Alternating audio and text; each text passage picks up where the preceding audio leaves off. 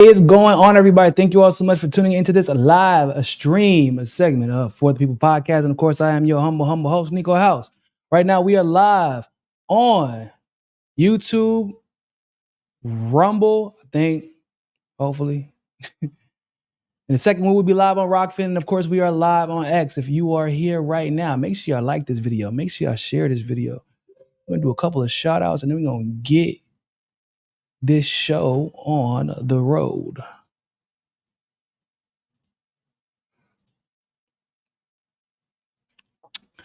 See your boy, yo, what's good? That is a very generic name, your boy. I mean, it's always true, right? Technically speaking. But I rock with simplicity. What's going on? Who we got?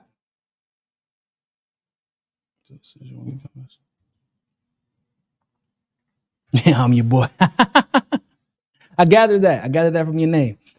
What's going on? Y'all like this video? Make sure y'all share. Like, share. I remember to share in the Telegram this time. Shout out to my Telegram people. How can you support the channel? So there are various ways. You can become a member of it. You can become a channel member. You can become a Patreon member also. I'm trying to think which is best. Honestly, probably for the time being, YouTube, like being a channel member here on YouTube would be the best place. Because there's more tiers, more variety, things like that. But you can also do so through Patreon as well. All the links are actually in the description. So yeah, any support would be greatly appreciated. Sean Taylor, do you know, like, that's like my favorite football player ever. It broke my heart when he died, especially because it was like some stupid, dumb stuff that probably could have been prevented.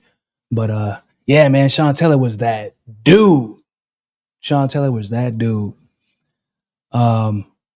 Yo, so we got like a crazy show today. Sorry I haven't been here. Yeah, I ain't gonna lie. I've been exhausted. Like I can't. I mean, I've been posting hotspots, so because I want to keep you guys updated with stuff that's been going on. But outside of that, my baby started crawl walking. He does like a crawl walk now. He crawls to where he wants to support himself, and now he starts walking. This all happened within the last week or two. Do you know how exhausting it is to deal with a 6-month-old who can crawl and walk and get where okay, so we can't even leave him by himself in his actual crib anymore. That's where we're at. And so, of course, now because he needs more of our attention, my oldest needs more attention because that's just how 6-year-olds work. So he is working my last nerves, me and his mama's last nerves, and they just compete. So my baby, he communicates through when he's not saying dad, because he tries to say everything that he wants. He says dad, daddy, dad. But if he feels ignored, he just starts screaming. So when he starts screaming, then my oldest decides he wants to just do random noise to try to compete with them. It is wild. We've been like, bro, we just the other day, bro, me and my wife just had to we just embrace each other, dog. Like, oh, we're gonna get through this. She see me looking at the news. I'm looking at my son. I'm listening to the news. I'm looking at my boy. I'm like, I don't know who is making more noise, Iran dropping bombs on Syria or literally my sons. I'm like, we just looking at each other and we just like, these boys, they trying to kill us. So I haven't really been able to sit down and actually stream because I just been too exhausted. When I finally get the time to do it, like when they're both quiet, I just be like, yo, I can't even talk right now. I can't speak English nor Portuguese. So I definitely had to try to get it done today, though, because I'm like, there's just been too much that's going on this week. So here we are. Wendy Carballo, children are exhausting, wonderful too. Yeah, I don't know how to explain it. That's the best way to describe it. They're exhaustingly wonderful or wonderfully exhausting, depending on your perspective that day. Right? There are days where maybe they act like, both of them act like angels. And I'm just like, what? These my kids? And then the next day, it's like they're working in tandem. And it's crazier when one is 6 and one is an infant. Because it definitely feels like they be working in tandem sometimes. And then my oldest, because he still has only child syndrome, so he's still getting used to the idea that he's not the center of everyone's attention all the time.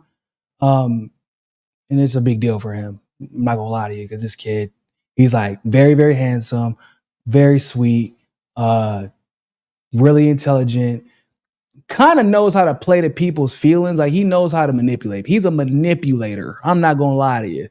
I mean, he was raised with his grandma for a while, and he was around his mom because he's my stepchild. So he was around his mom before that. But basically, it was mostly women around him for the majority of his life. And he learned how to play all of them. All of them. He even changes his voice. It's wild. Yeah, he tried that with me. Did not work. But whenever the baby sleep, and we're like, yo, be quiet. Do not do anything. He knows that we're probably going to try to get some rest while he's getting some rest, because my baby has a weird sleep schedule, like most babies. So what he does is he does random noises in his room to try and get the baby to wake up. And he thinks that I don't know that, but obviously that's what he's doing. So because he knows if the baby's awake, then we're likely going to be up and we can give him attention. Yeah, that's been that. And so that's been a whole thing for the last 2 weeks, because it's been getting worse. The baby needs more attention because we can't, like, he's crawling and leaving his crib and like trying to walk out the door. Like, he tried to walk out the door two or three times, like banging. We'll put him in the kitchen. He will crawl to the front door from the kitchen. This is not a small distance, anybody. This is not a small distance. And he bangs on the door until we let him outside. This is what's been happening. So we can't let him out of our sight. It's been wild. It's been a couple of weeks. I'm just like, this is wild. I don't know how people got 4 kids, 5 kids. Y'all crazy. How do y'all got 4 or 5 kids? Somebody in that family is not getting the attention they deserve. You need to check up on them. Okay. Sentient dreaming, what's going on? We need critical thinking. What's happening? What's happening? Children are energetic sponges and feel stuff they have no words or concepts for. That is very true. That's very true. That is one thing I learned with my 6-year-old. It's six is a very interesting age when you're turning from 5 to 6, because you don't really have the words to describe your feelings, but they're obviously far more complex than what you had when you were 4 or 5, or at least you're a little bit more conscious of the complexities of your feelings. And my kid is extra conscious of my kid, bro. My oldest, I swear to God, y'all, he looked at videos of himself as a baby, which is obviously, I feel like that is kind of a lot for a 5 or 6-year-old, because when you think about it, when we were that age, we couldn't just go to our parents' Instagram and look at stories of ourselves as infants. So he saw videos of himself as a baby and started crying, which was super weird. I didn't know. I'm like, hold on, are you upset or something? Like, are you crying? He's like, no. I'm like, why are you crying, bro? He's like, I don't know. I'll cry. He's just crying, like bawling his eyes out, looking at pictures of himself, or looking at, not pictures, excuse me, videos of himself. Just a bunch of random videos from when he was a baby. And it's like, he gets upset because he wants to remember stuff that happened 2 or 3 years ago. And you know, that transition that kids make from like 4 or 5 and 6, he doesn't remember a lot of the things that we talk about so casually. Like, yeah, you don't remember this? And he's like, no, I don't remember these people. I don't remember what you're talking about. I don't remember going here. Even though it was super recent, technically, for him, it was like a lifetime ago, or it never happened because of how young he was, and it didn't have an emotional impact on him. So it's a very, especially being, stay-at-home parents, because I work from home, like watching it in real time is kind of a lot, because you're trying to figure out if it's just like you're perceiving it more than the average parent because of how much more you're around them. If he's changing his behavior because he has us around all the time. I know my baby is like that because we're around all the time, but like, it's a lot. It is a lot, bro. And watching it in real time, it's dope. It's dope because you kind of get a very unique experience. And it's a privilege, really, to be able to see your kid grow up in front of you. But it is exhausting because those are human beings. These are not dogs. These aren't cats. These aren't birds. Like, they're human beings, and you are trying to manage their emotions and manage yourself so you're mentally and emotionally healthy enough to take care of them, and also setting boundaries and limits that they probably don't even understand, but they will eventually. It's a lot, bro. It's a lot. I do gotta. Kids know how to manipulate their parents. Yeah, he does. He do that to his mom. He don't do that shit to me though. He does not do that to me. Boy, I call his ass out in a heartbeat. Look, everybody in the family on that side of the family knows. Like, don't try that shit with Niko. Bro, I was the first one. So when I started learning Portuguese, when you're learning a new language, you can't understand things out of context, like usually. So, but what began to happen over time, obviously, is that I was able to understand everything that was happening, even if I didn't have the context. And so I began to see who was getting manipulated and how my son would manipulate other people and how he would change his voice, which is like something like very nuanced that you don't necessarily perceive unless you understand them. And so I began to realize what was going on. And I'm like, yo, yeah, all this shit shut down. Like, I called him out. One day. This man tried to, we twisted his hair up, his mom did, and he messed it up after we specifically said, don't touch it, right? He's 6. So of course he did the opposite because that's what 6-year-olds do. But he comes into the room out of nowhere. And my baby loves to pull his hair.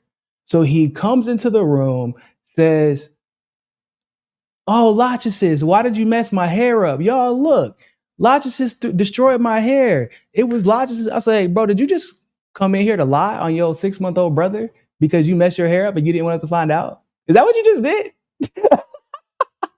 He's like, what? Why did you say that? I said, because that's what you just did.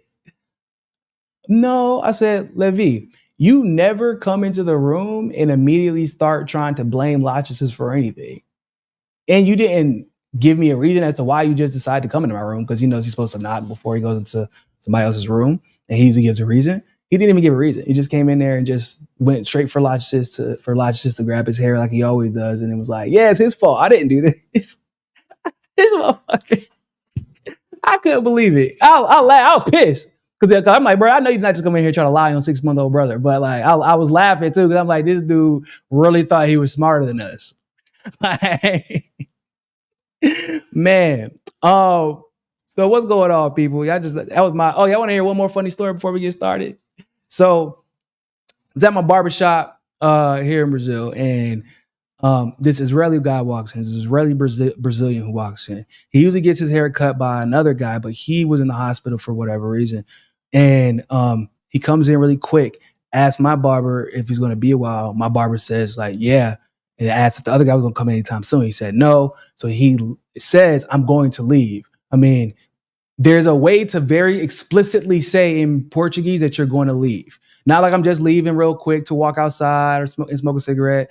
Like there's a very specific way, like I'm leaving and I'm not coming back. He's an eu vou embora. Okay. He says this and actually says that he's going to come back the next day. This man comes back 5 minutes later and there are more people waiting. And he dead ass was like, I'm going next, right? And my barber looks at him like, no, what the hell? First of all, you just said you were leaving. Second of all, there are people in front of you. There are multiple people in front of you. And when I tell y'all, dog, this dude got so damn mad. He got pissed. I was like, hold on, am I misinterpreting this sarcasm? Is he pissed right now? And I asked him, he's like, yeah, no, he's mad. Like, what is he mad about? Didn't he say he was leaving? He's like, yeah, no, he did. I said, didn't he say he was coming back tomorrow? He was like, yeah, he said that. So what is he mad about? He's just one of them guys. He's one of those type of guys. He's an Israeli businessman who comes back and forth between here and Israel. And I was like, say no more. I got it. But somehow that Israeli convinced himself that he was the victim and that my barber was the asshole because he didn't want to let him skip 2 or 3 people. My son was like, you have to wait your turn. You have to wait. It's not your turn. But I just found that to be hilarious because I thought that I was misinterpreting, because that happens sometimes, like, because they have their own like slang and things like that. So and their own like dialect sometimes that they can get lost in translation. But I was like, no, I'm pretty sure I understood that correctly. This nigga is wallet.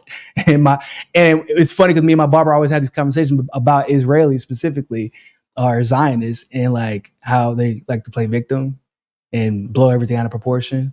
And it was like, damn, bro, like you can't just colonize land. Y'all got to come in here and colonize barbershops. That's wild. That is wild. All right, yo. I just had to tell you that story because I couldn't believe it because it was happening the same day that Iran was bombarding Israel. So it was like even crazier. Like I'm watching this. I'm like, this is why y'all is getting bombed right now because this is bullshit that y'all be doing. Oh man. So we got a great show for you guys today. We're going to talk about the situation in Lebanon, Iran, and Israel, and what we can expect from that. We're going to talk a little bit about the hurricane response, or rather, lack thereof. Journalists being fired for calling Biden a war criminal, and the most influential Zionist in the world. Yeah, I know that's going to be a great segment. So, first of all, I learned some new information today, guys. Or rather, no, it was today. It was today. It was this morning, actually. So, as you all know, Israel has been in an all-out war against Lebanon. I know they like. Oh, hold on. Why oh, here we go. I'm sorry to myself. Anyway, sorry about that. For those of you who don't know, Hezbollah is a government entity. Okay, it is a political party. They're at war with Lebanon. I know they like to say they're at war with the terrorist organization Hezbollah, but that's not really the case. They're really at war with Lebanon because Lebanon is part of what they like to call Greater Israel, and they will find whatever excuse they have to in order to justify going to war with Lebanon and expanding. So, we're also going to talk about the debate. I forgot to mention that part. So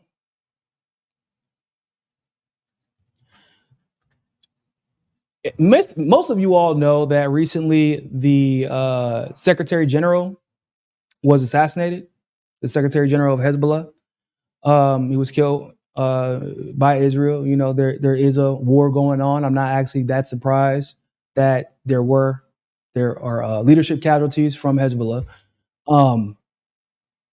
But I was surprised to find out this, which is that Lebanese foreign minister said that Nasrallah agreed to a ceasefire right before Israel killed him.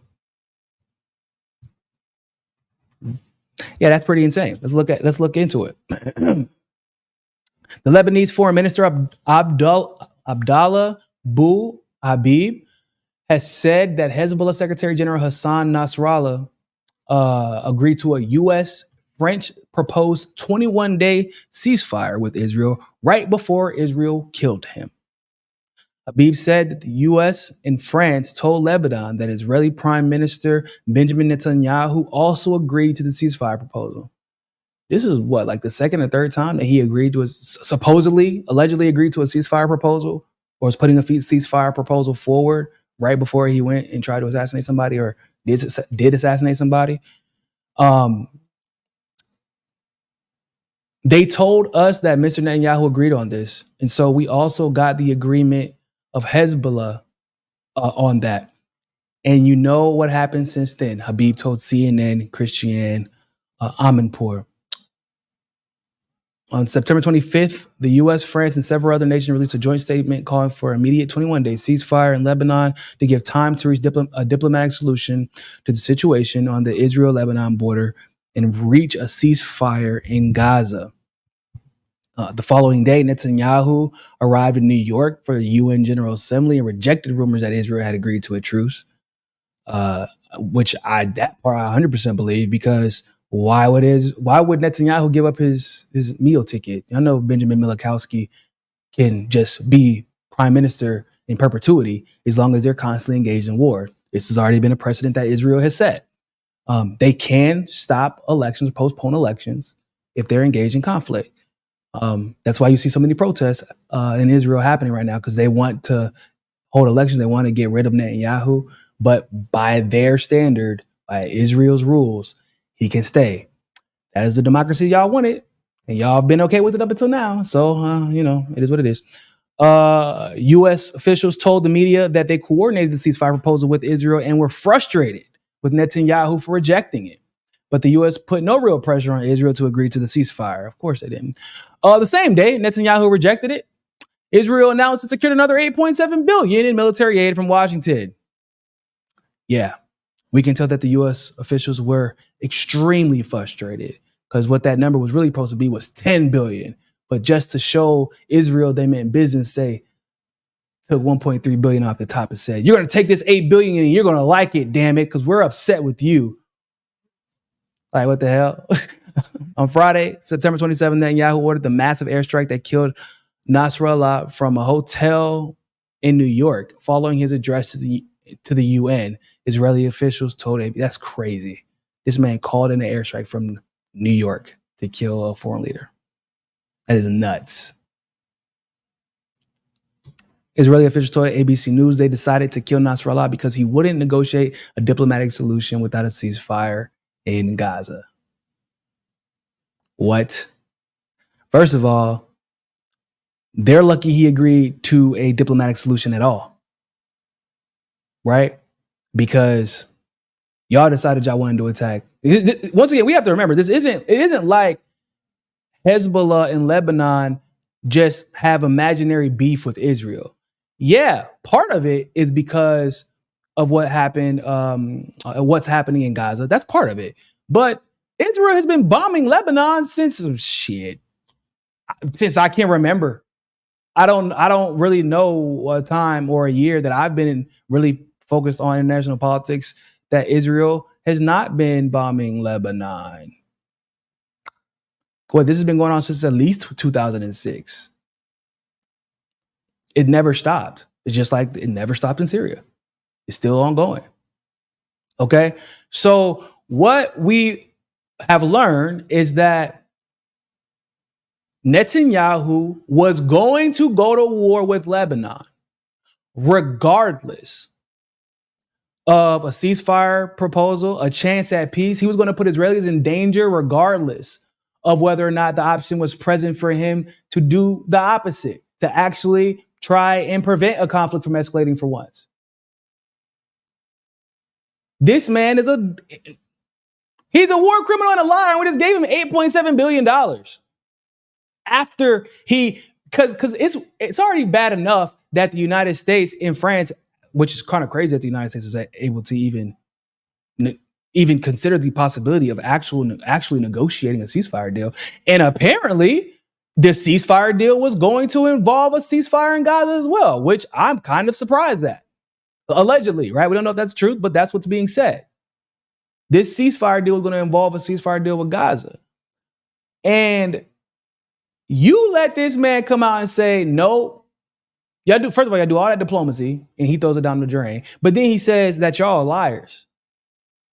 That's what Netanyahu came out and said. Y'all are liars. We never agreed to that. Even though all of y'all said that he, in fact, did agree to it. The U.S., France, and Lebanon. He runs away to New York, tells everybody, nope, we never agreed to that, and then bombs and kills the secretary for Hezbollah. I just don't understand how Zionists don't understand the ire and the fury that they got and they're getting from Iran, and that they will probably continue to get for the foreseeable future.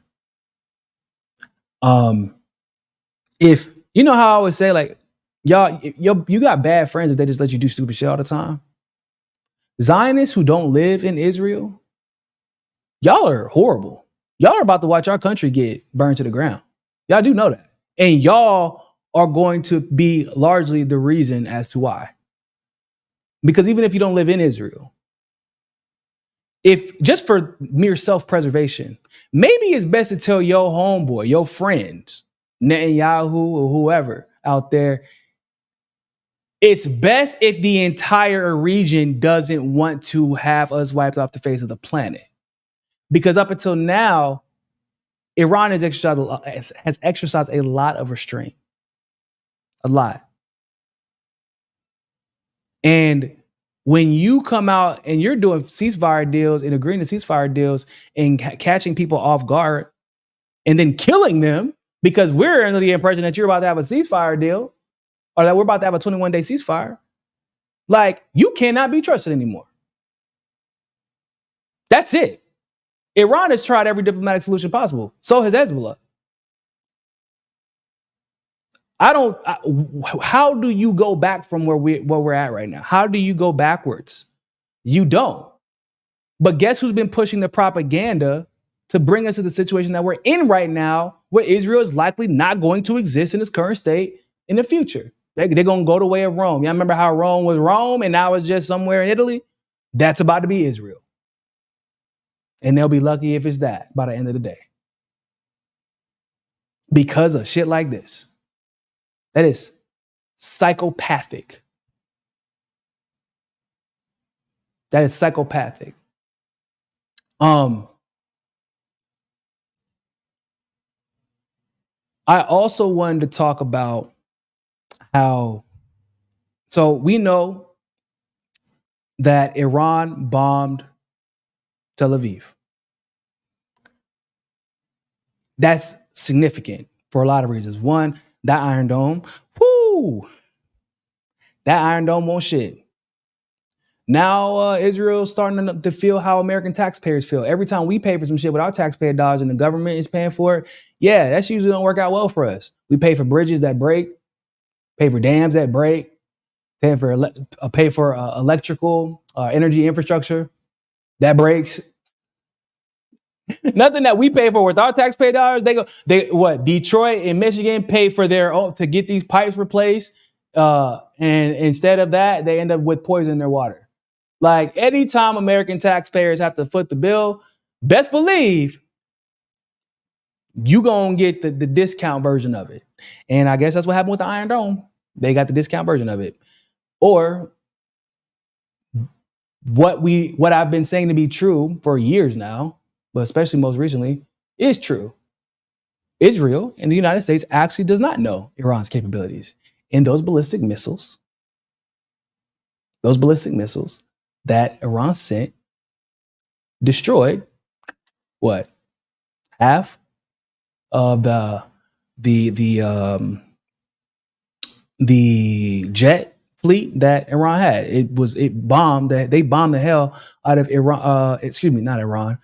The missiles that Iran sent bombed infrastructure in Israel that Israel had not expected Iran to have the capability of doing. And I kept telling y'all, this is the reality. Iran, just like Russia, has been playing y'all. But even though the U.S. and even to some degree Israel, they know that Iran has not been hiding, or excuse me, they know that they don't know Iran's capabilities, but they do know that they are stronger than what they pretend to be. If you can fund military operations without actually sending your own military and run it efficiently and effectively, like Iran has done in Iraq, like Iran has done to a large degree in Syria, and completely eliminate terrorist organizations, ladies and gentlemen, you are a well-oiled machine.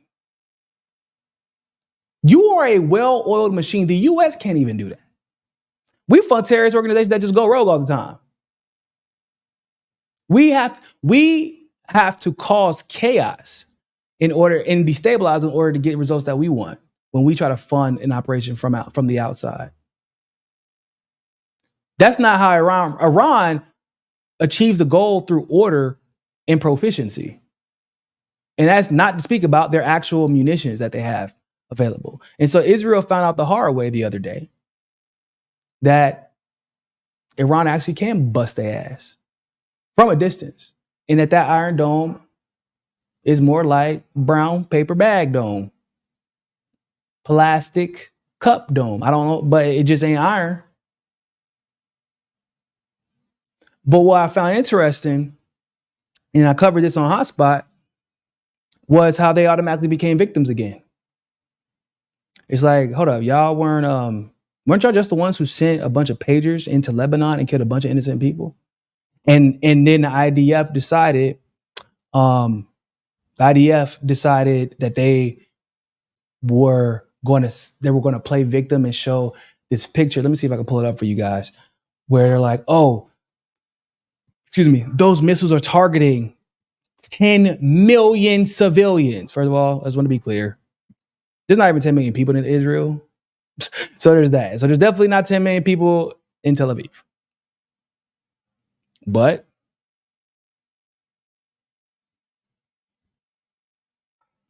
that's what the IDF put up. Now, do you know why they put that up? Because they want people to know that the area, Tel Aviv, generally speaking, they want to play victim, and they want people to know, oh, look, if these projectiles do land, they could hit civilians, and that's why they're evil. However, they only hit the military targets. Iran only hit the targets that they were aiming for. So I found this whole situation to be interesting. Let me see if I can find a video on CNN even talking about it, because the irony of it all, the projection.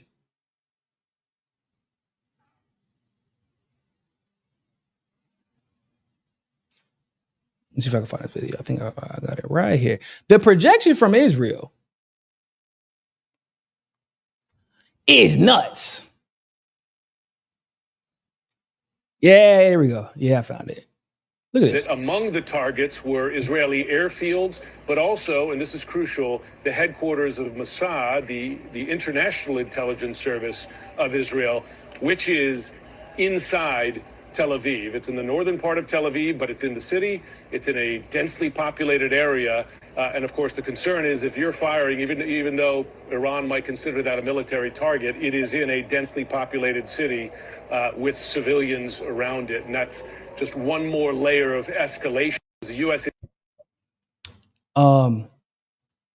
So if you all heard that correctly, that sounds like he just said that Israel has embedded its military in the civilian population and is using human shields. Isn't that what it sounds like? That's what it sounds like to me. And with that photo that the IDF used to play victim, it sounds like they're confirming it. You put the headquarters of the IDF and the Mossad in the middle of Tel Aviv. You knew that area was densely populated. You knew that before you decided to put and according to Israel, if there had been civilians injured that day, well, that just would have been Israel's fault. And if there had been civilians that died that day because of that strike from Iran and Israel, according to Israel's logic, the West should condemn Israel for embedding military infrastructure in the civilian population. That's what I've been told.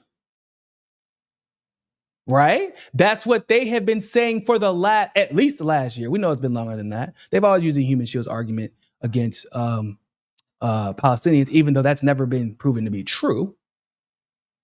And what's even crazier is that unlike Gaza, right, Israel actually has a space and the ability to isolate their intelligence and military operations.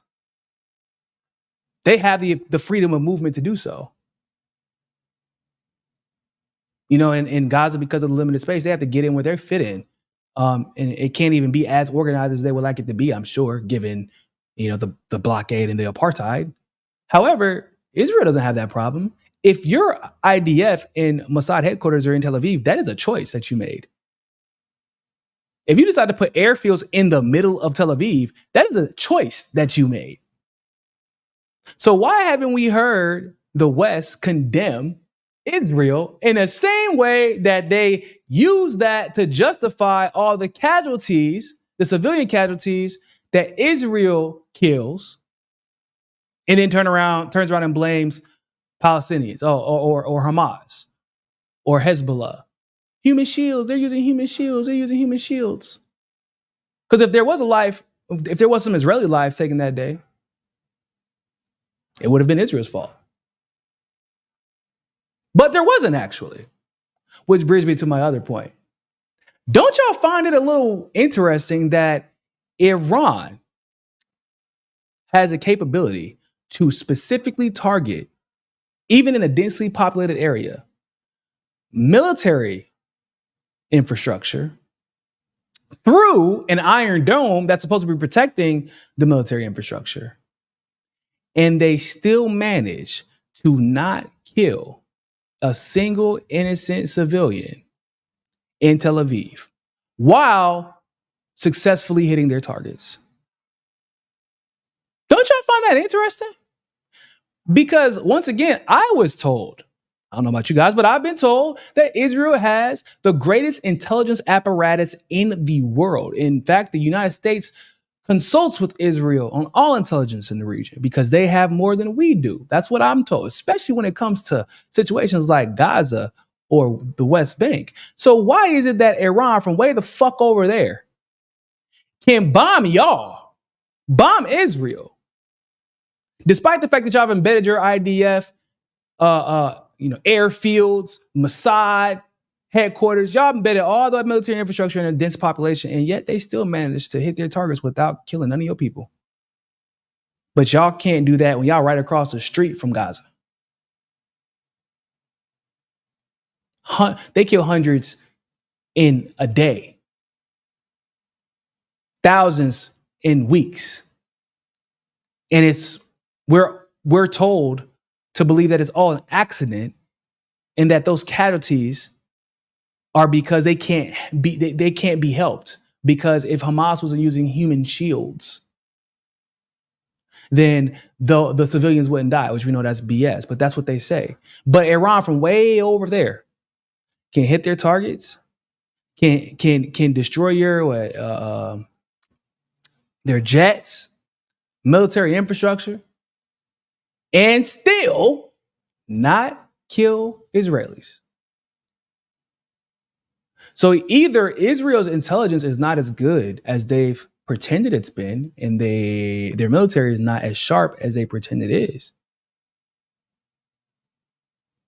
or they just like massacring Palestinians and they want high casualties, and rather they like massacring Lebanese and they want high casualties, because that's what happened with the pagers, right? It wasn't just military personnel that got hurt by those pagers. It looks like they waited specifically for those people who are carrying the pagers to get into a densely populated area so they can have as wide of a range of effect as possible. Or it could be a mixture of both. That's possible. Like, it could be they don't have the intelligence that they pretend to have, and they just want to have as many civilian casualties as possible. But I just find that interesting. I'll also say, while we're on the topic, once again, there is no going back from this. Do y'all know what partially took so long for Iran to strike in this particular way? Because to casual observers of international politics, this probably looks really random, right? Because it's not like Israel went out of their way to attack Iran recently. Well, I guess recently is relative. Within the last 2 or 3 weeks, they're in an active offensive against Lebanon. But the reason that Iran hasn't turned up on them since they did that initial strike was because there was allegedly negotiations that had been going on in the background.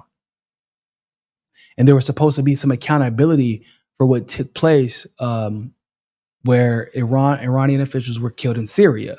Right, it was a whole bunch of international laws violated for that happening. So Iran recently received the news that there was not going to be anything to happen, but they went through all the channels and did all their little checks to make sure that, okay, so we're giving everybody the opportunity to make this right before we start getting in their ass. You can stop this, guys. Just give us some accountability, give us some assurances. Nope. Nothing worked. They took it up with the UN. They used back channels, and nothing took. So Iran said, we're gonna have to handle our business how we handle our business. And remember, they're not only sending bombs. They were very clear that they are preparing to actually send troops.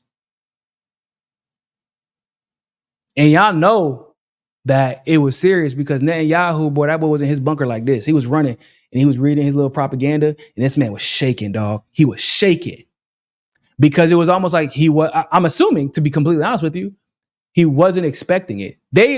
So Iran announced 2 hours so that civilians could clear the area. So probably more than what they deserve, but they announced 2 hours ahead. But Netanyahu went to his bunker, and the way that he was reading and reacting was almost like, I'm not supposed to be here while we're getting attacked. This is not supposed to be happening. Iran is not supposed to be attacking us right now. Remember, they're in the middle of an offensive against Lebanon. So they're actually caught up. They're actually not really in a position to go to war with Iran. They're not in a position to deviate resources because they're obviously fighting on the front against Hamas, and they're on the other side fighting against Lebanon. And they're actually waging another offensive in the West Bank, which nobody talks about. And they're still in Syria. Okay. Don't y'all find it interesting that Iran chose right as Israel starts a ground invasion of Lebanon to attack Israel? Now, if you're going to go to war with Israel, you know that they do have some air capabilities that could be a problem. So what did Iran specifically do? They went after their airfields and they destroyed half of their jets. So it was very strategic. It was very strategic. They know what they're doing. They're out here playing chess while Netanyahu is playing, I don't know what the hell he thinks he's doing, but that's it. I don't think that we go back from here. And like we've been saying on this show, like I've said in interviews, and specifically around this time last year, I said, yeah, no, this is the end game for Israel. They fucked up. We have to remember this in the context. What have I been saying, guys? I said this is once Iran decides the gloves are off, it's over. I said they will be the linchpin.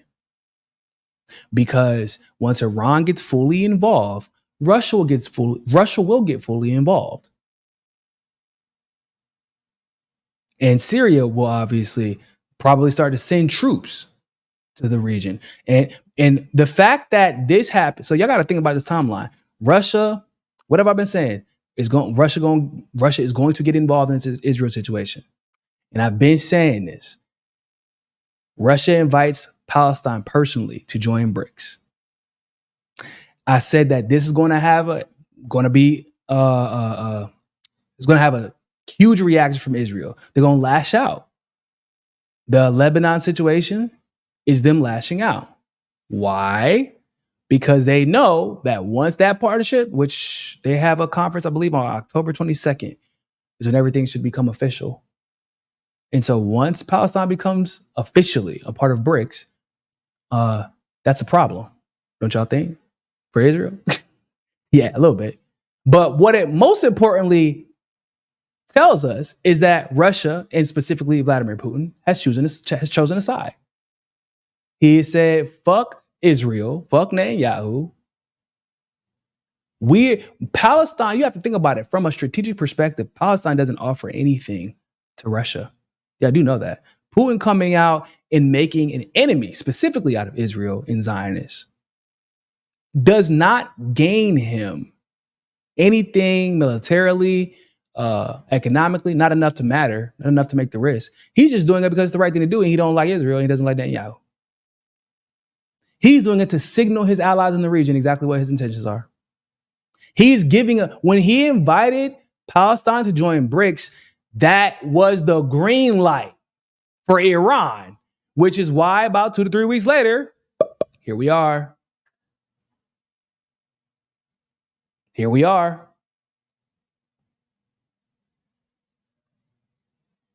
And because Israel is dumb, I don't know how they're gonna wage offensives against you. You just lost half of your planes, your jets, if not more. Not to mention just the sheer damage to the infrastructure for coordination's sake. So, like, how are you gonna wage an offensive against Hezbollah while waging an offensive in Gaza, while waging another offensive against Iran, or rather protecting yourself from an offensive against Iran, while at some point within, I probably would guess, the next 2 months, Russia starts sending some of their people down. How are they going to survive that? They're not. That's the answer. And they had every opportunity. And that's what I mean by Zionists who don't live in Israel, but are still cheering on psychopathic behavior. Y'all are going to be responsible for Israel's demise. It's y'all's fault. Because instead of holding your friend accountable like we all should, instead of taking them keys from your drunk ass friend before he hops in that car after 15 shots of not some Smirnoff, but damn Casamigos. That's what Israel drinking. Israel ain't drinking no light shit. They drinking Casamigos, taking 15 shots and trying to get behind the wheel of the car at 3 o'clock in the morning. And the Zionists are like, well, do you have your extra pair just in case? In case you lose your keys, I'll keep your extra set for you and make sure you can get home. They're cheering it on. And well, that's it. That's going to be the result by the end of the day. Israel's done. I don't see how they come out of this on the other side. Let's move on to the next topic. So as you all know, Hurricane Helene rampaged through about 5 states. We're going to check this out. We're going to check out an article, rather, about this. And then we're going to get into some of these ridiculous responses from the U.S. government, because I can't say I'm surprised, I guess. But it's still, we got to cover it.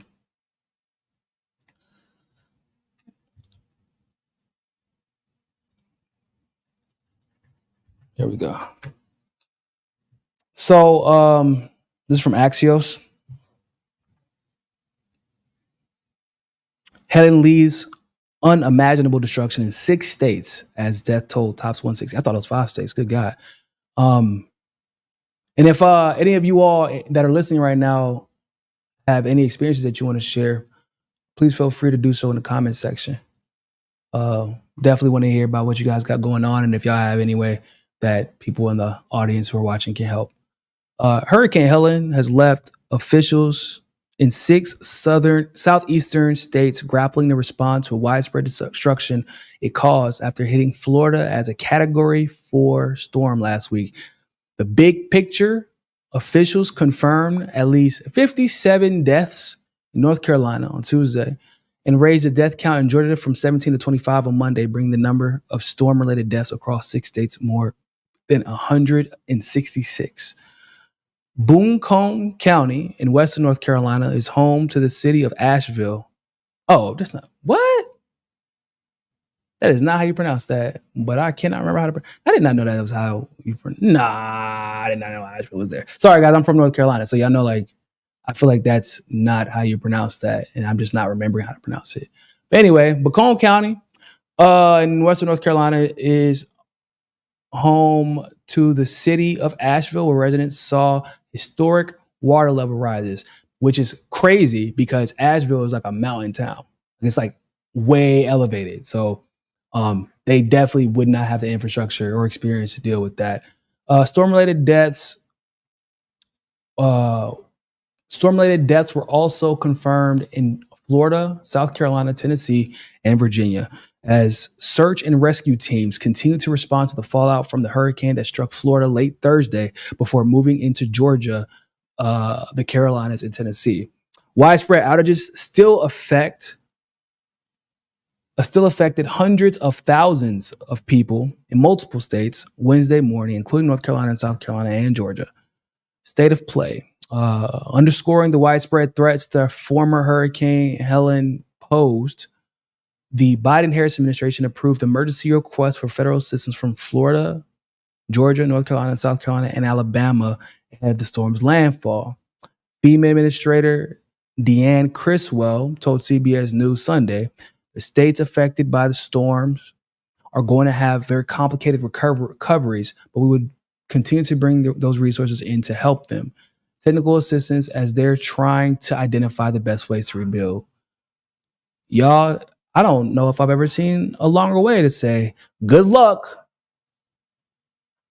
It shouldn't be a complicated recovery process. I don't understand how a hurricane recovery process can be complicated, because the only way, it's just you rebuild, you get technical professionals out there, and you get it done. The only thing that would complicate the rudimentary process that would be getting everybody back on their feet is the lack of funding. That's the only thing that would complicate it. And you notice she ain't saying nothing about this.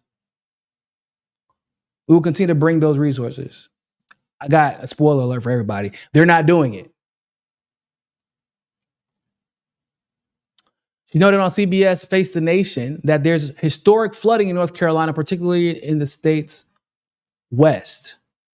I don't know that anybody could be fully prepared for the amount of flooding and landslides they're having right now. Pamlico County Emergency Management in a Saturday Facebook post described the damage from Helene's remnants in Chimney Rock, some 41 miles southeast of Asheville, as unimaginable. So, you would think in an election year, ladies and gentlemen, that the Democrats would get their shit together. You would think that, I mean, I'm not, obviously a hurricane causing that much damage is a disaster, but that should go without being said. But you would assume that they would take this as an opportunity to show that they are different from their Republican counterparts, because as you recall, there was a couple of natural disasters that happened under Trump. Trump's hurricane response wasn't all that great. Obviously, we know with Hurricane Katrina what happened. And we also know that the Democrats were on fucking George Bush's head. They were on George Bush's, rightfully so, but everybody was. But the Democrats were on his head about Hurricane Katrina. But we haven't really seen that with the response or lack thereof from the Democratic administrations. And they're more concerned. So this is a clip from Pete Buttigieg, excuse me. They're more concerned about drones. I'm not even joking, y'all. I'll put this up for you.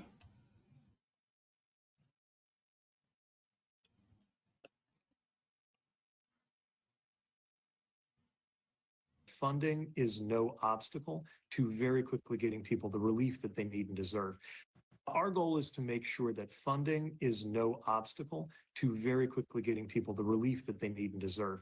There's also some safety issues that come up. For example, temporary flight restrictions to make sure that the airspace is clear for any flights or drone activity that might be involved in helping to allow those emergency responders to do their job. Our goal is to... Let me just be very clear. Ain't nobody's $150 drone on Amazon stopping anybody from getting food and water to those areas. I promise you. I 100% guarantee it. What they don't want is for people to use their drones to record the damage and show the lack of resources and effort from the federal government. Also, I'm still confused as to why Pete Buttigieg is in charge of why did they put him in this administration? Why? Because this man is just unprepared. I don't know if it's on purpose. I don't know if it's like not for lack of trying. I don't know. I can't, because the Department of Transportation is not like they're very clear about their efforts, and it's not like they got a bunch of press conferences all the time. But they do know it's hurricane season, right? They do know it's hurricane season. They do know that. Right? They do know they should have been prepared. And once again, you would assume that this would be an opportunity for the Democrats to show that they're different than their Republican counterparts. But instead, they're dropping the ball, and they're dropping the ball almost in silence. I expected more conversation about the hurricane and the damage that was caused by it in the VP debate. And I didn't watch the whole thing, but I'm assuming that from what I watched and what was released after, I'm assuming that there wasn't a conversation about it. Right? That's a little bit bizarre because there could have been or should have been an attempt to compare and contrast how the Democratic administration handled it and would have handled it compared to a Republican administration that has had experience with natural disasters, have handled it and would have handled it. But there wasn't. Why? Because God forbid we acknowledge the fact that the Democrats are just as fucking trash when it comes to helping people in these situations as the Republicans have been. Ladies and gentlemen, we cannot forget that we just sent $16 billion to both Ukraine and Israel. That just happened. What do you mean, Pete, that your goal is to make sure that funding isn't an issue? What do you mean the goal is to make sure? The goal is to make sure funding isn't? You mean you still haven't even achieved that goal? Y'all still talking about that? So like, what if I wanted to I don't know, let's just say go genocide some random Arab kids and I don't know, like Gaza or someplace. Would there be a discussion on whether or not funding is an issue if that was the case, Pete? Because I'm assuming no. What if y'all wanted to do, I don't know, send some money to, what if y'all wanted to send some money to neo-Nazis in a tyrannical government that got rid of all political parties and journalists and has actually a journalist kill list? What if would it be a discussion about the goal of funding not being an issue, or would you just send the goddamn money and prove that funding isn't the issue? I'm assuming that y'all would just send the money because that's what happened. So you have the Maui situation that still has not been resolved. We have this hurricane situation that's affected not 1, not 2, not 3, not 4, not 5, but 6 states in your country. Biden, Kamala, Walz, Buttigieg. And somehow y'all had the audacity. Y'all could have at least waited a couple of weeks. But y'all got the audacity while y'all are Biden, there was a video where Biden was like, we're doing what we can. We're sending what we have. Right as they sent $16 billion. Like the same day or like the day after. They sent $16 billion. But you know what you can do with a fraction of that in those 6 states to help with hurricane relief? A fraction. Look, it's not even just money, y'all. It's resources.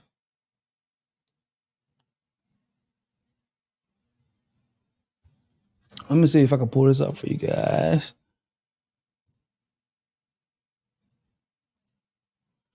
It's not even just money. They sending all of our shit over there, dog. It's crazy. I just don't know how they keep getting away with this shit. And people want me to vote for them. It's crazy, dog. I don't get it.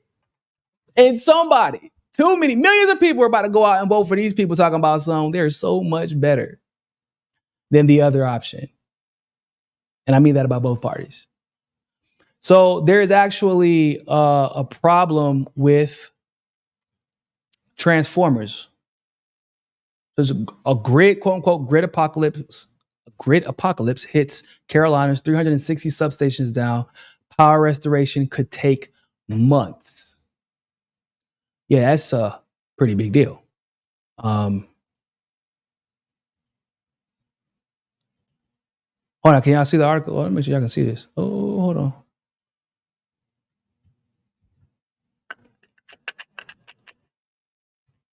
There we go. There's no. Oh.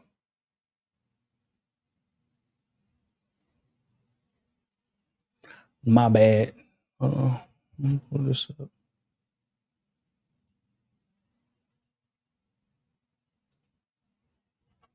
Why can't y'all see this? This is kind of weird. Give me a second, y'all.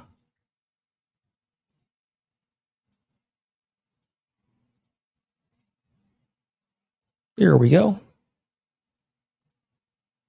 Now I can see it. Grid apocalypse hits Carolinas. 360 substations down. Power restoration could take months. Do some of the affected areas. Representative Edwards said power outages remain widespread in Western Carolina as of Sunday. Fast forward to Wednesday morning, power outage. U.S. data. PowerOutage.us data shows more than 400,000 residents were without power in the region. So they're giving a lot of reasons as to why this is the case. It said that distribution transformers are a bedrock component of our energy infrastructure. The National Renewable Energy Laboratory researcher Helene McKenna said, was recently quoted in PV Magazine. McKenna pointed out, but utilities needing to add or replace them are currently facing high prices and long wait times due to supply chain shortages. This has the potential to affect energy accessibility, reliability, affordability, everything. So let me just be clear about something. There's no such thing as affordability when it comes to the U.S. government, because they got no problem whenever they hike up the prices on weapons, for example. Does the U.S. complain about it, or do they just send the goddamn money? They just pay for it. All of a sudden, it's an issue. So it better not be the money. A supply chain issue that could be legitimate, okay, because of the strike that's going on. Probably means that they should probably negotiate with those union workers, huh? Instead of trying to screw them over. Other reasons for the transformer shortages besides power grid upgrades include raw material sourcing problems, pandemic-related supply chain woes, which doesn't make any sense at this point, and backlogs, labor constraints, shipping issues, geopolitical tensions. That's the one. Geopolitical tensions is the one that they should probably mention a little bit more. And here's why. So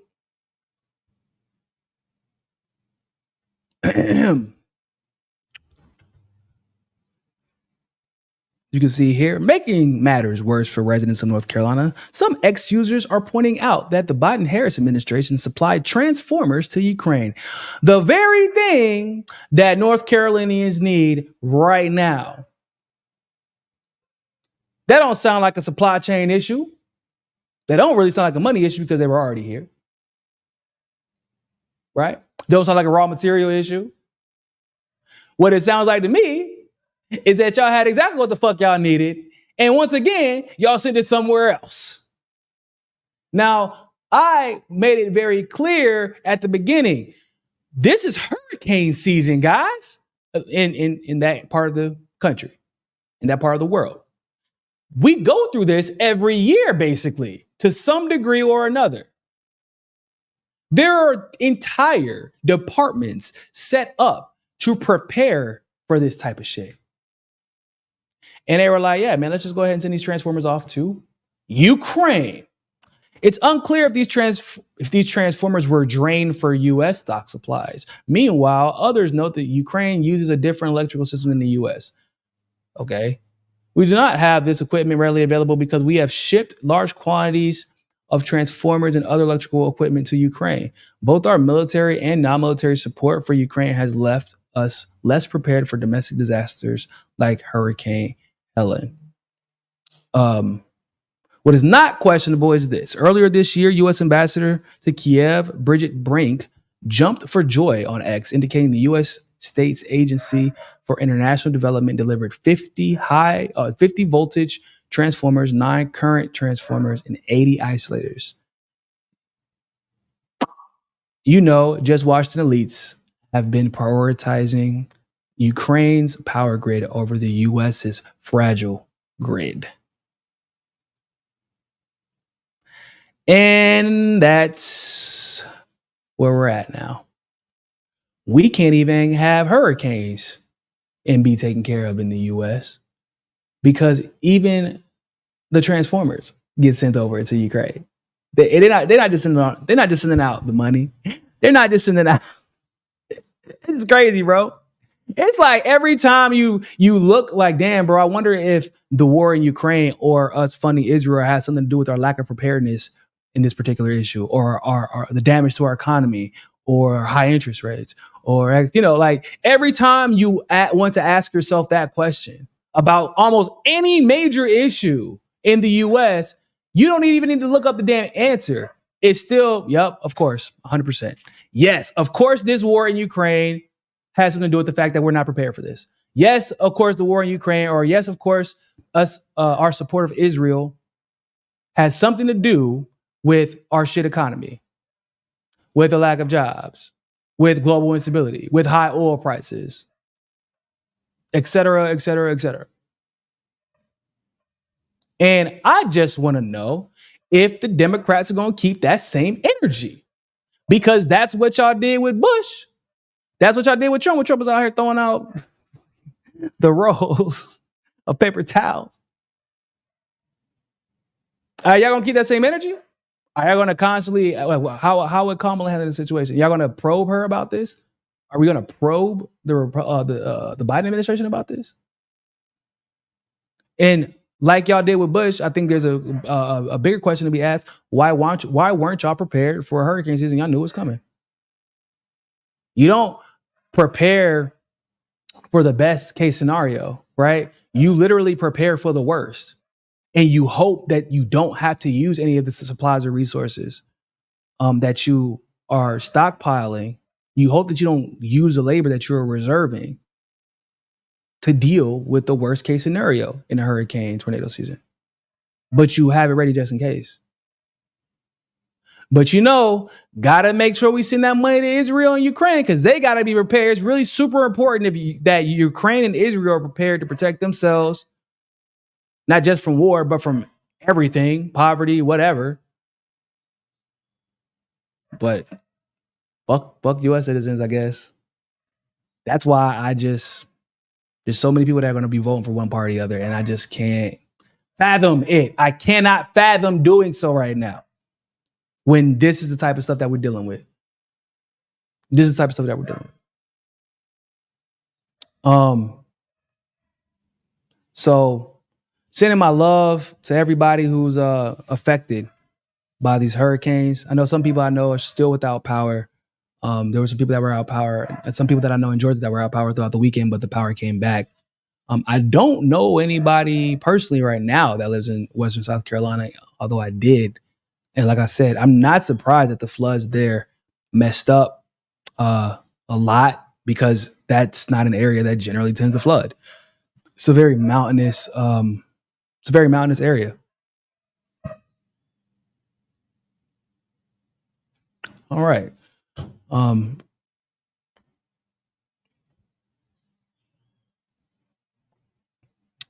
y'all gotta check this out, yo. So y'all know in 2024, being a journalist doesn't really mean the same thing that it used to mean. And you're not allowed to actually use words to describe the individuals that you're reporting on that actually describe them, or it could, I don't know, cost you your job, or get you arrested, or have your passport taken away, or have you in solitary confinement. I mean, the list really does go on. Y'all get the point. So unfortunately, a journalist from Washington Post found this out the hard way. Reporter Taylor Lorenz exits Washington Post after investigation into her Instagram posts. Yeah, not even official work, just Instagram posts. Let me zoom in for y'all so y'all can read this. Technology reporter, not even a political reporter, bro. Just a technology reporter.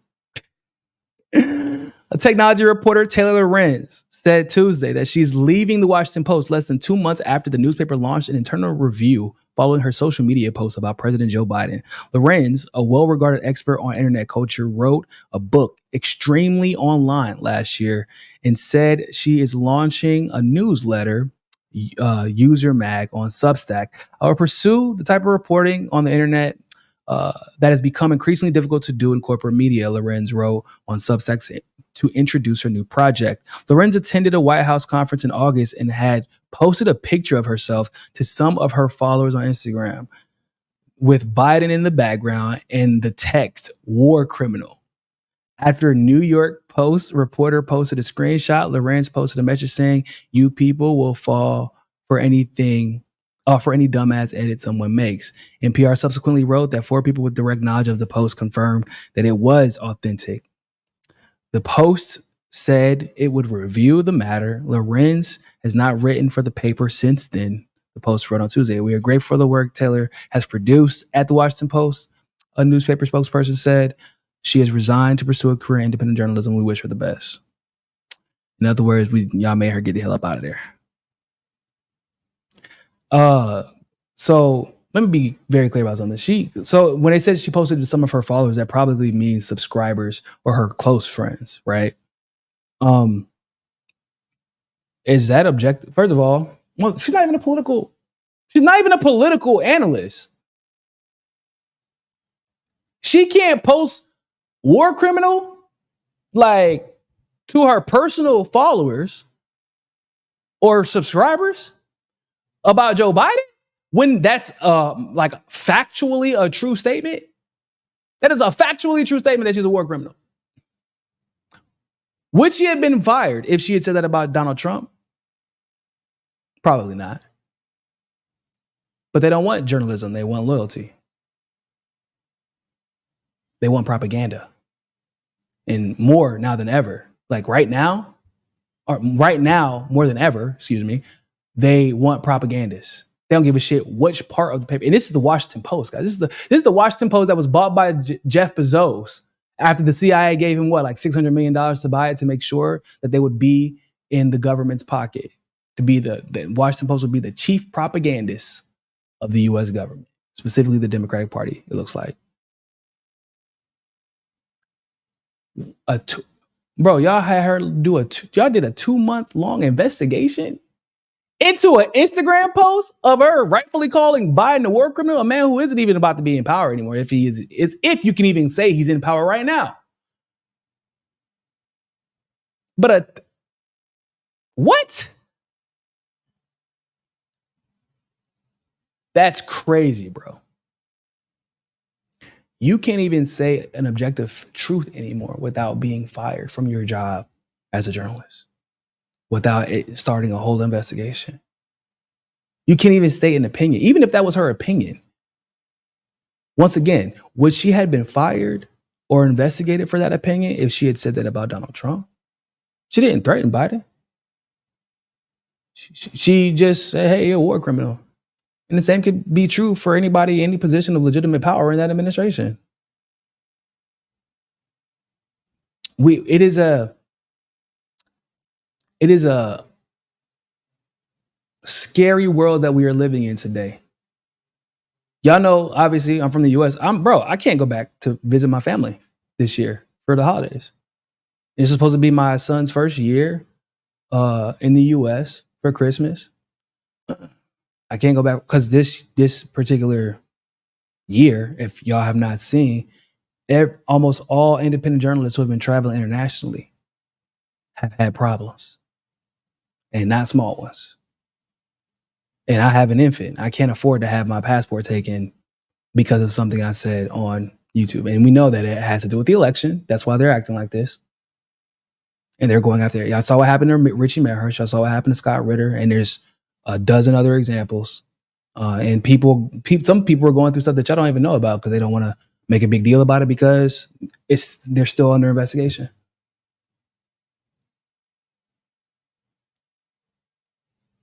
So if this woman got fired for just calling Biden a war criminal privately on her Instagram to a few friends, imagine what actual independent journalists have been going through for the last, several months for calling out the empire.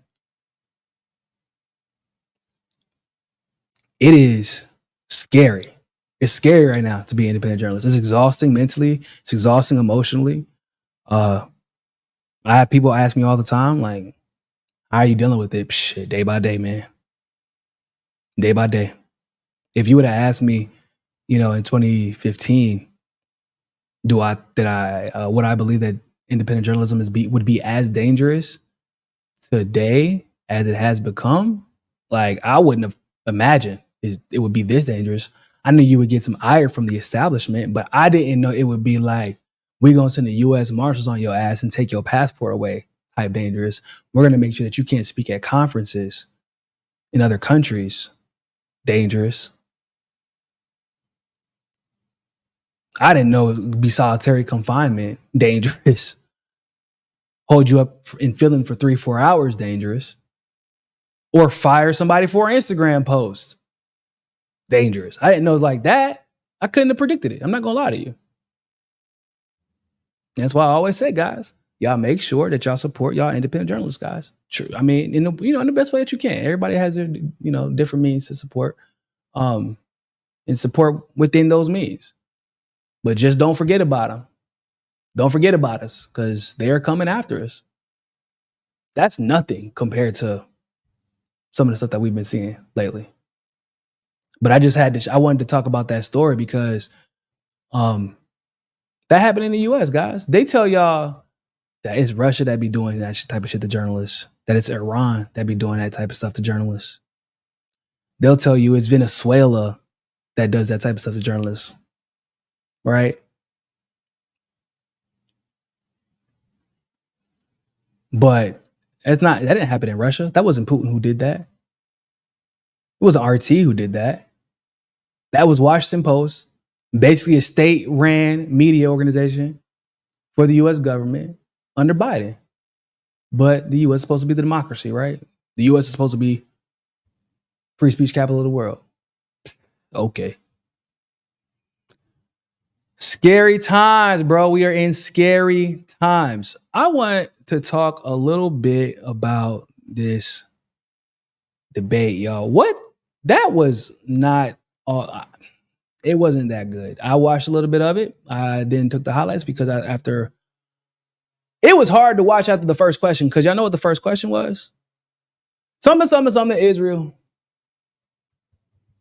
Yep, that was the first question. I bullshit you not. And Tim Walz, do y'all remember whenever not everybody, excuse me, but there was some leftists, well, people who call themselves leftists, that got so excited because they said Tim Walz being selected as a VP candidate by Kamala was a sign that not only was Kamala moving left, generally speaking, but specifically, she was moving left on the issue of Israel and Palestine. And we were like, y'all have lost your goddamn minds. That is not the case. And they were saying that we were purists, doing the purity testing. I'm like, no, you're not understanding. He's a Zionist. Like, he may not have been as loud about it given his current position, because like it didn't call for it. But when he has had the ability to profess his love and loyalty for Israel, he's done so. So when he gave his response, he actually sounded like Dick Cheney, guys. Like it reminded me of why Dick Cheney decided that he was going to endorse them and not Trump, which is an indictment. I don't know why they think that's a good thing. Like, that's an indictment, guys. You don't want Dick Cheney's endorsement. You want Dick Cheney to be like, I hate that guy, or I hate that woman, or that's not my type of candidate. You don't want Dick Cheney to be like, yo, there goes my hero. That's not what you want from Dick Cheney. You don't want Liz Cheney on the campaign trail with you. What the hell? Bro. But listen to what this man had to say, dog. The expansion of Israel and its proxies is an absolute fundamental necessity for the United States to have the steady leadership there. Let's keep in mind where this started. Let's understand how we got here. October 7th. On October 7th. Hamas terrorists. Hamas, a terrorist organization. Massacred over 1,400 Israelis and took prisoners. Slaughtered 1,200 Israelis. Women were horribly raped. And so, absolutely, I said then, I say now, Israel has a right to defend itself. Israel's ability to be able to defend itself is absolutely fundamental. The expansion.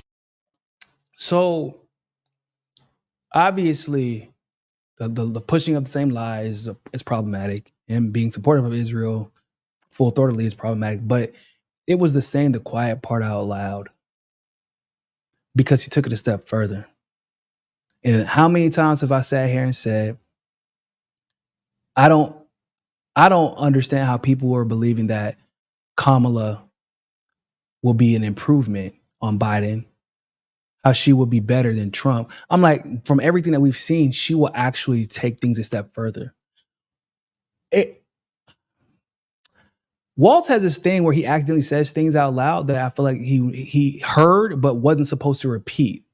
He just said the expansion of Israel and its allies were necessary. Wow, that's a conversation that I thought we were not supposed to be having. I thought the conversation was merely what, guys? Whether or not Israel had a right to defend itself. That is the limited hangout. That is the conversation that they are allowed to have, and they're not allowed to talk about anything else.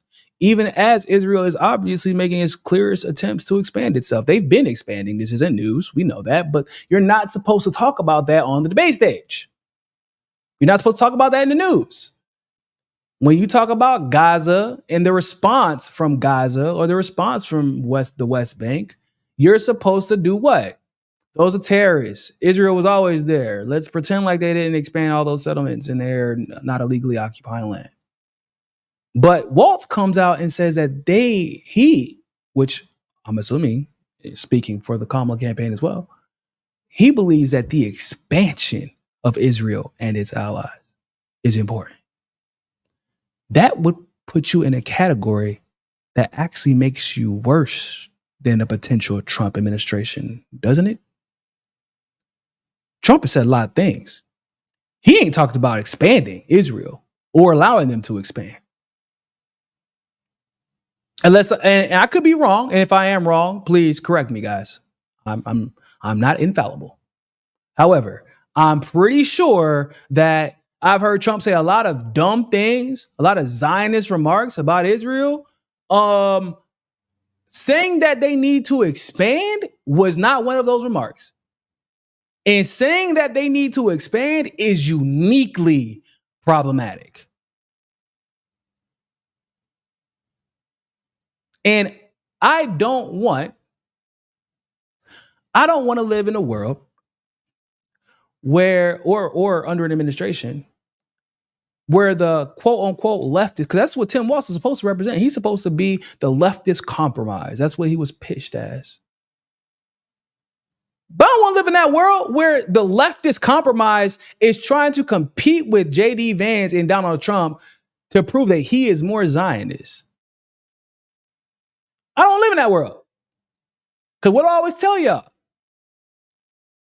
Republicans can want whatever they want. They can ask for whatever policies they want. They can bitch and moan all day. They can get on Twitter and cry.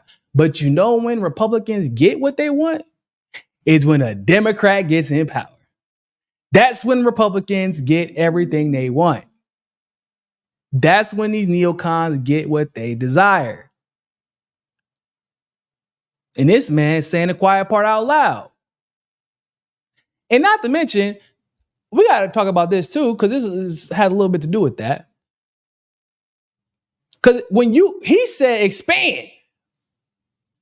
And that shit, I wasn't even going to cover the debate until I heard that and then, or I read something and then remembered that Walz said that.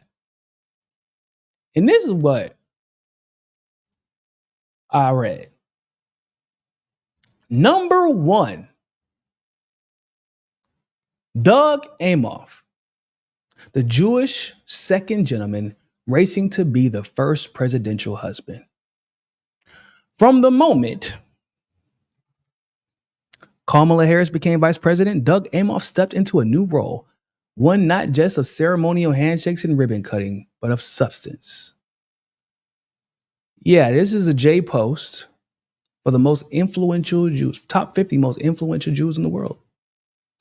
Doug Amoff, for those of you who do not know, is Kamala's husband. That's right. When Nick Cruz from Socialist MMA on Twitter, if y'all follow him, Nick Cruz from RBN, when he said that this is Kamala's AIPAC handler, he was not being hyperbolic. He's literally being rewarded as the top Jew in charge, the top Zionist in charge, because of what he is being able to achieve as an AIPAC handler. Doug Amoff stands at the crossroads of history, poised to become not just the first male spouse in the White House, but the first Jewish one, a milestone that carries the weight of generations. The potential first gentleman brings with him more than a charming smile and a lordly pose. He holds the hopes, fears, and aspirations of millions of American Jews. This man, who often introduces himself simply as Doug, could potentially become the most influential Jew in the world. But the question remains, will he seize the moment to champion his people and their causes, or will his power and influence slip into the background unnoticed and underutilized? Wow, underutilized. Ladies and gentlemen, this man is like AIPAC's personal guard dog. He was just at an AIPAC. You know, he spent his entire time as second gentleman advocating for AIPAC in Israel. Like, you know how usually, like Michelle Obama, for example, her thing was like health. Like usually the first lady or the second lady, they generally tend to work on initiatives that are important to their partners' policies. Yeah. So what Doug's initiatives have shown us is that $5 million from AIPAC that Kamala took was money well spent, and it will be used to influence policy that favors Israel. Okay. Hold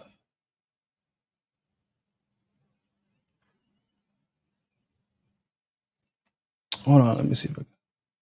It says, has he done anything to combat anti-Semitism? We know what anti-Semitism really means, right? We know that anti-Semitism just means anti-Zionism. Okay.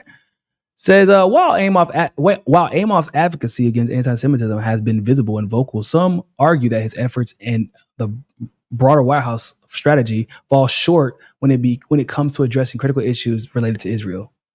At a panel discussion at the Aspen Ideas Festival in June 2023, Amoff and the Biden administration officials spoke extensively about combating anti-Semitism, but avoided discussing Israel, even though the nation's significance is acknowledged in the 60-page national strategy to counter anti-Semitism.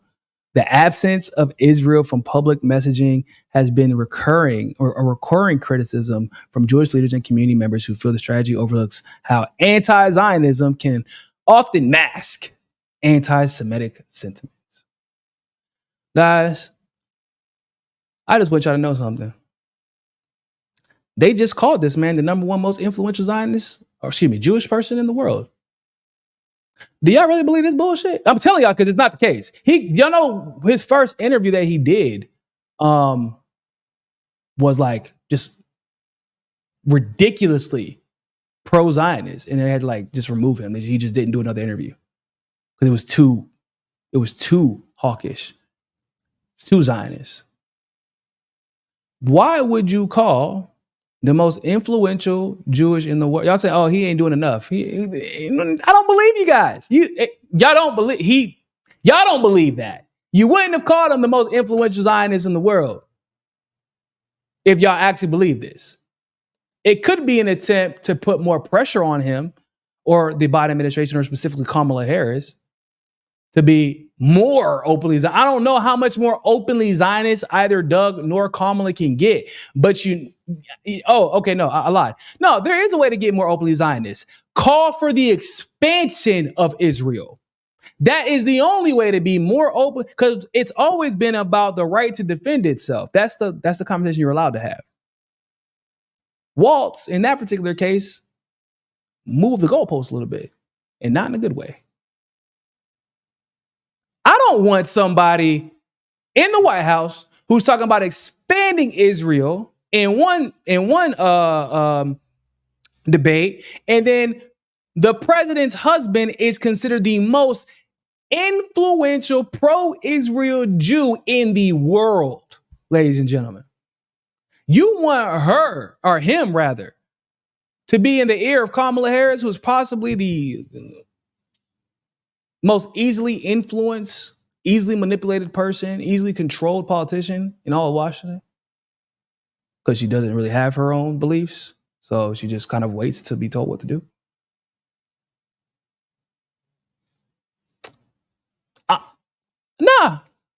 No. Hell no. Like when he said that, that was another reason. Like, yeah, I'm glad I'm voting for Jill Stein. Another reason. That was y'all making it very easy, day by day, to vote for Jill Stein. For other people to vote. Because I was already going to vote for it, but y'all making it so easy, guys. Democrats, just keep it up, guys. Keep it up. But I gotta admit, man, like when, Nick took a lot of heat for saying that Doug Emhoff was just Kamala Harris's handler or AIPAC handler. And if you don't do any research on it, then maybe you could just immediately react like, that's super sexist. But if you actually follow her career, her extreme, like she was on this weird, like steady track to being a pretty good legal figure. And it went from that, she gets married, and now she's consideration for president. She becomes vice president, and then she could be president. It happened like that, y'all. That is it, like it's ridiculously like fast. It basically looks as if he is the reason that she got to where she is at in such a short amount of time, relatively speaking. So maybe Nick was right. It could be Doug. And if she wins the presidency, there's a very good chance that it could be him running the country. And y'all won the most influential Zionist. This, you gotta think about it, guys. Israel has a whole shitload of Jewish people. I don't know if y'all knew that, but they do. You telling me Netanyahu isn't the most influential? Like, it's not even Netanyahu anymore? The people who are running the people who are running Israel, they didn't get number one. Doug Emhoff, the potential first gentleman, but the current second gentleman, he got number one. And now we talking about expanding Israel. That shit is nuts. Couldn't be me and it won't be me. I will not be voting for that bullshit. Will not.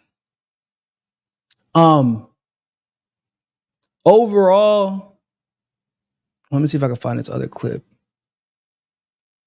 Overall, like the debate itself made me question a little bit more. So I don't think that Walz is a very smart guy, and I think that Vance is definitely a manipulator. And I guess that was kind of confirmed like during that debate.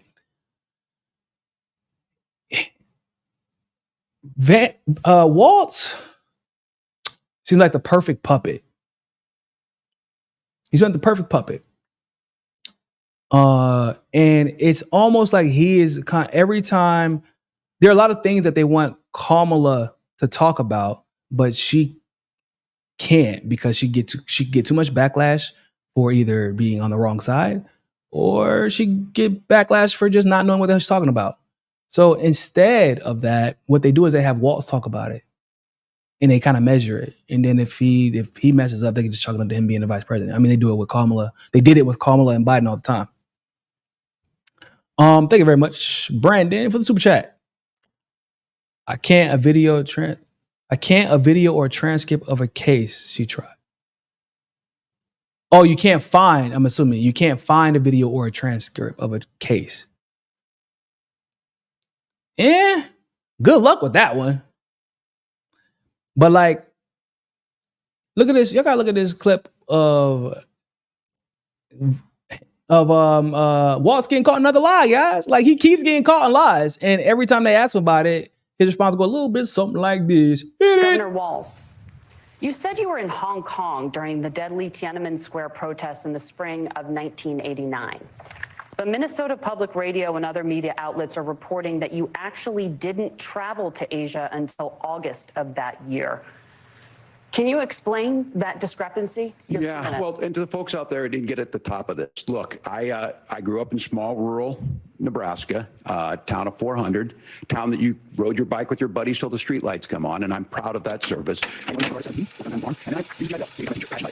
first year, I got opportunity in summer '89, I traveled to China. 35 years ago, able to do that. I came back home and then started a program to take young people there. We take basketball teams, we take baseball teams, we take dancers, and we go back and forth to China. The issue with that was to try and learn. Now, look, my community knows who I am. They saw where I was at. Look, I have 4 hours in my community. I try to do the best I can, but I'm not perfect. And I'm not at times. But it's always been about that. Those same people, I want to be Congress for 12 years. And in Congress, I'm one of the most bipartisan people. We're nothing but farmers working on veterans benefits. And then the people in Minnesota, we're able to be other place. So look, my commitment has been from the beginning to make sure that I'm there for the people, to make sure that I get this right. I will say more than anything. Many times I will talk a lot, I will get caught up in the rhetoric, but being there, the impact it made, the difference it made in my life, I learned a lot about China. I really consider this. I would make the case that Donald Trump should come on one of those trips with us. I guarantee you wouldn't be praising Xi Jinping about COVID. And I guarantee you wouldn't start a trade war against losing. So this is about trying to understand the world. It's about trying to do the best you can for your community. And that's what yourself out there and let your folks understand what it is. My commitment, whether it's teaching, which I was good at, or whether it's being a good soldier, or being a good member of Congress. Your computer is not messing up. Your phone is not messing up. This is legitimately just fast forwarding through his entire answer to did you misspeak or did you lie? It's still going. Yeah. Governor, just to follow up on that, the question was, can you explain the discrepancy? All I said on this was I got there that summer and misspoke on this. So I will just, that's what I've said. So, bro, if you just misspoke, why didn't you just say that? Why are you just talking? I'm telling y'all, bro, it's like talking to my 6-year-old. My 6-year-old will tell, like, he do some dumb shit, and I'm like, why did you do that? He just creates when we put on educational stuff for him, so he doesn't mess with YouTube because he's not allowed to watch YouTube unless he's watching educational stuff. We took the remote from him, and he had to. His therapist came and to turn off the TV. We had the remote. He just unplugged it, but he's not supposed to mess with the plugs unless an adult's in the room. He knows that. So later on, he forgot why he unplugged it. So we asked him, like, why is your TV unplugged? Because he went to go put something on before he went to sleep. And he says, oh, I was playing with the ball. And when I was playing with it, the ball rolled by the TV. So whenever I went to go get the ball from behind the TV, I accidentally unplugged it. I said, there is so much wrong. The motherfucker, his lie was so long and stupid, but long that I had already remembered why he probably had to unplug it because we had the remote still. But I'm like, what did you just make up? And why the hell did you just make up that stupid ass lie? I said, so, no, Levy. Okay, so you didn't have the remote, right? Where's the remote right now? Oh, it's with you. Okay, so you want to try again? Oh, yeah. So I unplugged it because we had turned off the TV. So why the hell didn't you just say it from the beginning, boy? That's exactly it's like the second or third time that Walz has done this. If it was just a misunderstanding, bro, you're talking all of the time. You can have misunderstandings. He can't unplug and replug. He can't be near outlets because he's 5 just turned 6, and he will play with the outlet because that's what kids do. So, and it's Brazil. You don't let kids mess with power outlets in Brazil. I will tell you that right now. But yeah, that's like the third time that Walz has done this. If you speak all the time, bro, if you misspoke and you just confuse a couple of dates, then just say that. Instead, you go into this entire spiel, which makes it look like you're instead waiting for them to ask you that question so that you can tell them the lie that you were prepared for before you ask the question. That's what it looks like. In other words, you lie like a 6-year-old. It's stupid, and it does not make you come. Like it's a dumb strategy. Just like, bro, it is so simple to be like, yo, oh, my bad. What I meant to say was, I remember the situation from Tiananmen Square because just a couple of months before that, I was actually in Hong Kong. I don't remember the date specifically because it was so long ago. But yeah, that was the situation in general was very impactful, especially whenever that incident in Tiananmen Square happened, because I remember I had just been there. Say something like that. But no, you're like, so anyway, I'm a small town kid from Nebraska, you know, the kind of kids or the kind of town where you go inside when the street lights come on and you ride. But what the But yeah, man, that's kind of more or less a summary of the debates in case y'all were curious. Yep. And a promise to continue to be as hawkish as humanly possible when it comes to Iran from both sides. Yeah, that's a summary of the debate, guys. Like it's just, we have idiots running the country. It's like they find the dumbest people that they can think of, and they're like, yeah, man, you should be the nominee. Brandon, you said, can anyone find a video of Kamala in a courtroom practicing law? When she was an AG or prior to her being an AG or DA. Because she's been in the courtroom. There's been people who attest to how shitty of a human being she is because she was in the courtroom during their trials that she prosecuted them. So like she's been in the court. Now, unless you're asking rather, what did she do before she became the DA to prove that she deserved to be the DA? Unless you're asking that. I've never seen that. But that would also be a little bit hard to come across. I think that would be a little bit difficult to come across because you would have to know the trial.